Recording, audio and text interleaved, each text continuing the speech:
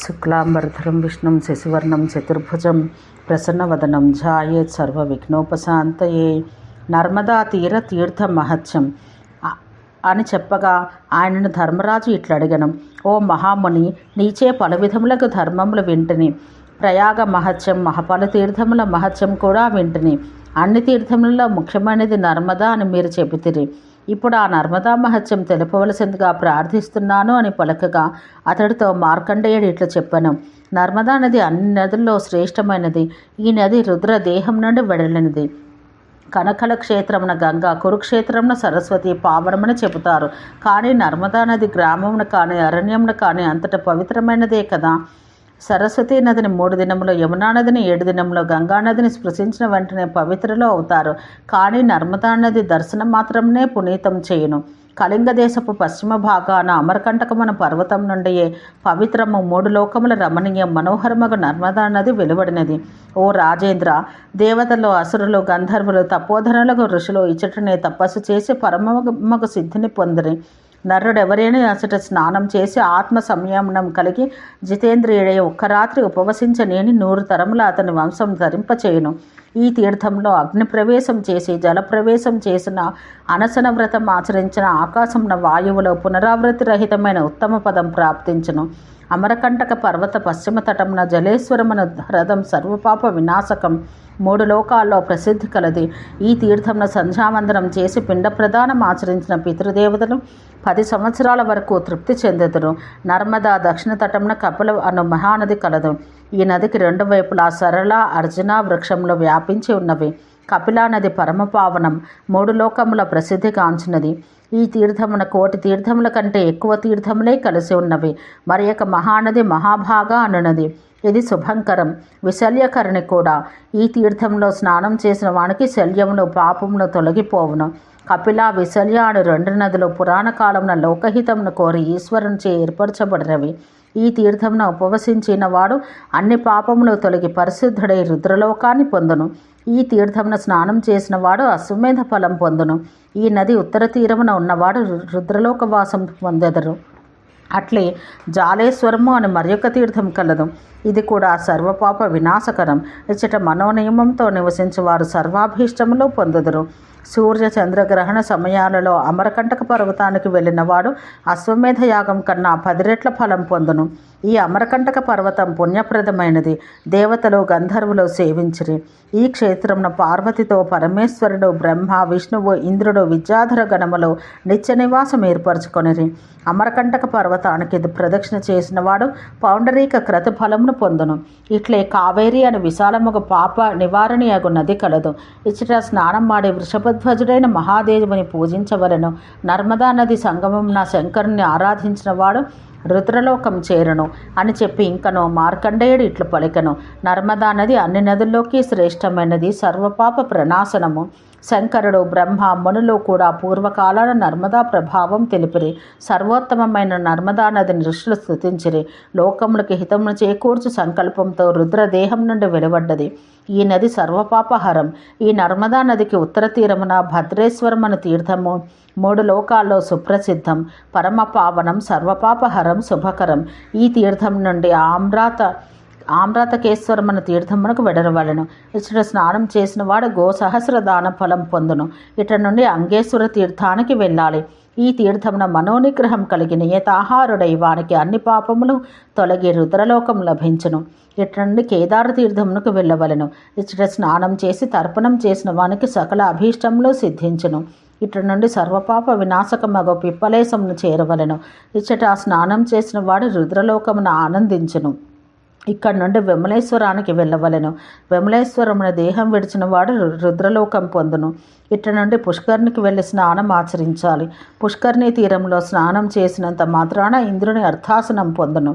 అటు నుండి సుప్రసిద్ధమైన శూలభేద తీర్థానికి వెళ్ళాలి. ఇచ్చట స్నానమాడి శివుని ఆరాధించిన వానికి సహస్ర గోదాన ఫలం లభించును. అటు నుండి సర్వోత్తమమైన బలితీర్థానికి వెళ్ళాలి. ఇచ్చట స్నానం చేసిన వాడు రాజ్యాధిపతి అగును. నర్మదకు దక్షిణ తీరాన ఉన్న చక్రతీర్థానికి వెళ్ళాలి. ఇచ్చట స్నానం మాడి 1 రాత్రి ఉపవసించి మహాయోగీశ్వరుడకు శ్రీమన్నారాయణుని అర్చించిన వాడు సహస్ర గోదాన ఫలం పొంది విష్ణులోకం చేరును. ఇచ్చటి నుండి సర్వపాపహరమైన ఋషితీర్థానికి వెడలి స్నానమాచరించిన శివలోకం లభించును. ఇచ్చటనే పరమశోభనమైన నారద తీర్థం కలదు. ఈ తీర్థమున స్నానమాడిన వాడు సహస్ర గోదాన ఫలం పొందును. పూర్వం దేవర్షియగు నారదుడు ఇచ్చటనే తపమాచరించెను. అంతట ప్రసన్నుడైన హరుడు నారదునికి యోగమును ప్రసాదించెను. ఇట నుండి బ్రహ్మ శివలింగమును స్థాపించిన బ్రహ్మేశ్వర తీర్థమునకు వెడలి స్నానం చేసిన వాడు బ్రహ్మలోకం పొందును. ఇట నుండి రుణతీర్థానికి వెళ్ళాలి. ఈ తీర్థం దర్శించిన వానికి రుణ విమోచనం కలుగును. ఇట నుండి మహేశ్వర తీర్థం వెళ్ళిన వారి జన్మధన్యం. అటు నుండి సర్వవ్యాధి వినాశకరమగు భీమేశ్వర తీర్థానికి వెళ్ళాలి. ఇందు స్నానమాడిన సర్వ దుఃఖాలు తొలగును. ఇటు నుండి పింగళేశ్వరానికి పోవలను.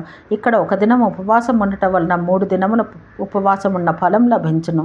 ఈ తీర్థాన కపిల గోదానం చేసినచో ఆ గోవు సంతానానికి ఉన్న రోమాల సంఖ్యలో అన్ని వేల సంవత్సరాలు రుద్రలోకమును నివసించును. ఈ తీర్థమున దేహం విడిచిన వారు సూర్యచంద్రులు ఉన్నంత వరకు తరగని ఆనందాన్ని పొందును. నర్మదా తీరమున నివసించువారు సుజనులు పుణ్యాత్ముల వలె దేహంను విడిచిన వెంటనే స్వర్గమును చేరుదురు. తర్వాత వ్యాసతీర్థమును పేరుగాంచిన దీప్తేశ్వరమును తపోవరానికి వెళ్ళవలెను. ఇచ్చటనే వ్యాస భగవానునికి భయపడి నర్మద వెనుతిరిగినది. వ్యాసుని కోపం చూసి అచటి నుండి దక్షిణ దిశకు ప్రవహించినది. ఈ తీర్థమును ప్రదక్షిణ చేయవానికి వ్యాసుడు ప్రసన్నుడై అభీష్టమును ప్రసాదించును. ఇట నుండి ఇక్షునదీ సంగమం చేరవలను.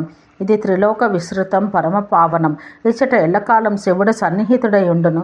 ఈ తీర్థమున స్నానమాడిన వాడు శివుని గానాపత్యం పొందును. అటు నుండి సర్వపాప నాశకమగ స్కంద తీర్థమునకు వెడలవలెను. ఇచ్చట స్నానమాడిన వారు జన్మ నుండి చేసిన సకల పాపాలు నశింప చేసుకొనును. ఈ తీర్థమున గంధర్వులతో కూడిన దేవతలు దేవోత్తముడు శంకరుని పుత్రుడు శక్తిధరుడు మహానుభావుడు అగు కుమారస్వామిని సేవించుచుందురు. ఇట నుండి అంగీరస తీర్థం వెళ్ళవలెను. ఈ తీర్థమున స్నానమాడిన వారు సహస్ర గోదాన ఫలం పొందెదరు. అక్కడి నుండి సర్వోత్తమమైన బ్రహ్మతీర్థం వెళ్ళాలి. ఇది ఉమాహకం అను పేరుతో ప్రసిద్ధిగాంచిన తీర్థం. ఇచ్చట స్నానం చేసి పితరులకు తర్పణం ఇయ్యవలను.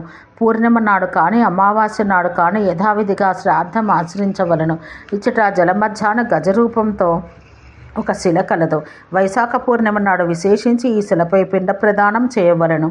ఇచ్చట స్నానం చేసి సావధాన మనస్కుడై దంభ మాత్సర్యాలు విడిచి శ్రాద్ధం ఆచరించిన వానికి భూమి ఉన్నంత వరకు అతని పితరులు తృప్తి చెందుదురు. ఇట నుండి సిద్ధేశ్వర తీర్థానికి వెడలి స్నానం చేసినంతనే శివగానాపత్యం లభించును. తర్వాత జనార్దనుడు లింగరూపమున్న క్షేత్రానికి వెళ్ళి స్నానం చేస్తే విష్ణులోకాన నిత్య నివాసం ఉండను. ఇక్కడనే నారాయణ దేవుడు పరమ పావనులైన మునులకు తన స్వరూపమును లింగరూపంగా దర్శనమిచ్చను. ఇచ్చట ఈ క్షేత్రం దర్శించిన వానికి పరమపదం లభించును. అటు నుండి సర్వపాప వినాశకమగు అంకోల తీర్థానికి వెడలి అట చేయబడి స్నానం దానం బ్రాహ్మణ భోజనం పిండ ప్రదానం ఇహపరాలలో అనంత ఫలప్రదమగును. ఇచ్చట రుద్రతీర్థంలో చెరు అనగా పొంగలి ఉడికించి అంకోల మూలమున యథావిధిగా పిండ ప్రదానం గావించిన పితరులు సంతోషించి సూర్యచంద్రులు ఉన్నంతకాలం తృప్తి చెందుదురు. రజకుడు ఉతికి వస్త్రమును శుభ్రపరచినట్లు పుట్టుక నుండి చేసిన పాపాలు శుక్లతీర్థమున పరిశుద్ధములగును. ఈ తీర్థమున చేసిన స్నానం దానం తపస్సు శ్రాద్ధం అనంత ఫలమిచ్చును. శుక్లతీర్థం పెంచిన తీర్థం ఇదివరకు లేదు, ఇక ముందు రాదు. మానవుడు ఉన్నంత వరకు చేసిన అన్ని పాపాలు ఈ తీర్థమున ఒక్క దినమునే ఉపవాసంలో తొలగించుకొనవచ్చును. కార్తీక కృష్ణ చతుర్దశి నాడు స్నానం చేసి ఉపవసించి శివుని ఘృతంతో స్నానం చేయించిన 21 తరముల వరకు శివలోకానికి భ్రష్టులు కారు. శుక్లతీర్థమును పొందు ఫలమును తపస్సుతో కానీ బ్రహ్మచర్యంతో కానీ యజ్ఞ దానాలతో కానీ పొందజాలరు. శుక్లతీర్థం మహాతీర్థం.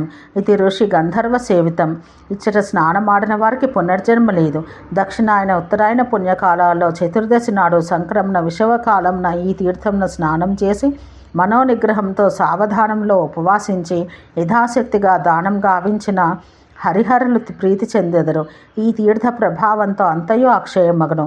అనాథుడు దరిద్రుడు అయిన బ్రాహ్మణుని కానీ దిక్కు ఉన్న బ్రాహ్మణునికి కానీ ఈ తీర్థమున వివాహం జరిపించిన అతనికి అతని సంతానముకు కలగ రోమ సంఖ్యను అనుసరించి అన్ని వేల సంఖ్యలో సంవత్సరములు రుద్రలోకమున ఆనందించును. ఇటు నుండి యమతీర్థానికి వెళ్ళాలి. మాఘకృష్ణ చతుర్దశి నాడు ఇచ్చట స్నానం చేసి పగలు ఉపవాసం ఉండి రాత్రి భుజించిన వానికి పునర్జన్మ లేదు. ఇటు నుండి ఐరండి తీర్థమునకు వెళ్ళవలెను. ఇచ్చట సంగమమున స్నానం ఆడి ఉపవాసం ఉండే ఒక బ్రాహ్మణునికి భుజింపజేసిన 1,000,000 బ్రాహ్మణ భోజన ఫలం లభించును.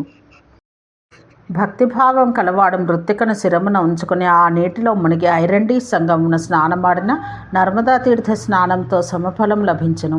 మంగళవారం చతుర్థి వచ్చిన రోజున విశేషంగా శివునికి అభిషేకం చేసి బ్రాహ్మణులను భుజింపచేసిన సర్వభోగములు పొంది సర్వకామనలు ఇచ్చే విమానంతో ఇంద్రభవనానికి వెళ్ళి ఇంద్రునితో కలిసి విహరించెను.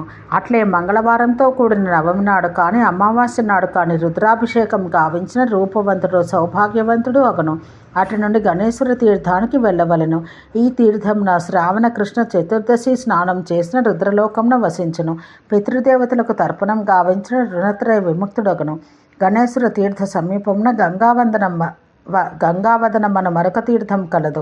కోరికలు కలవారైనను లేనివారైనను ఈ తీర్థంన స్నానమాడిన పుట్టినప్పటి నుండి సంక్రమించిన అన్ని పాపాల నుండి విముక్తుడగను. ఈ తీర్థానికి పశ్చిమ భాగాన సమీపమనే లోక విస్తృతమైన దశాశ్వమేధిక తీర్థం కలదు. ఇచ్చట ఒక దినం ఉపవాసం ఉండి భాద్రపద అమావాస్య స్నానం చేసి శంకర్ని పూజించిన గంటలతో అలంకరించబడిన బంగారు విమానంతో రుద్రపురానికి వెళ్ళి రుద్రునితో కలిసి ఆనందించును. దశాశ్వమేధ తీర్థములలో అన్ని చోట్ల అన్ని దినములలో స్నానం పితృతర్పణలు గావించిన వాడు అశ్వమేధ ఫలం పొందును. రాజేంద్ర, అటు నుండి ఉత్తమమగు భృగు తీర్థానికి వెడలవలెను. అచటనే భగవానుడగు భృగువు పూర్వం ఒకానొకప్పుడు రుద్రుని ఆరాధించెను. అచట దేవుని దర్శించడం వలన పాపములండి వెంటనే నశించును. విశాలమగు ఈ క్షేత్రం సర్వపాప ప్రశమనం. అచట స్నానం చేసిన వారు స్వర్గం చేరుదురు. అచట మరణించిన వారు మరలా పుట్టరు. అక్కడి నుండి గౌతమేశ్వర తీర్థానికి వెళ్ళాలి. అచట గౌతముడు శంకర్ని ఆరాధించి సిద్ధిని పొందెను. ఈ తీర్థంను స్నానం చేసి ఉపవసించిన వాడు బంగారు విమానంతో బ్రహ్మలోకం చేరును. ఇక్కడి నుండి వృక్షోత్సర్గ తీర్థానికి వెడలిన శాశ్వత ఫలం పొందెదరు. ఈ క్షేత్రంను దర్శించిన వారు విష్ణుమాయా విమోహితులై మూఢులై పరతత్వాన్ని తెలియజాలరు. ఇక్కడి నుండి ధౌత పాప తీర్థమునకు వెడలవలెను. ఈ తీర్థమున ధర్ముడు తన కల్మషమును శుద్ధి చేసుకొనను. ఈ తీర్థం నర్మదా నదీ ప్రాంతంలో కలదు. ఈ తీర్థమును త్యాగం చేసిన వారు 4 భుజములు 3 నేత్రములు కలిగి శంకరతుల్య బలం కలవాడగను. ఇక్కడి నుండి హంసతీర్థానికి వెళ్ళాలి.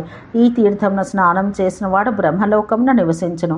ఇటు నుండి జనార్దనుడు సిద్ధి పొందిన వారాహ తీర్థానికి వెళ్ళాలి. ఇక్కడి నుండి చంద్రతీర్థానికి తర్వాత కన్యాతీర్థానికి వెళ్ళవలెను. దేవతలందరిచే నమస్కరించబడు దేవతీర్థానికి అటు నుండి వెళ్ళవలెను. ఇక్కడ నుండి పరమోత్తమమైన శిశుతీర్థానికి వెడలవలెను.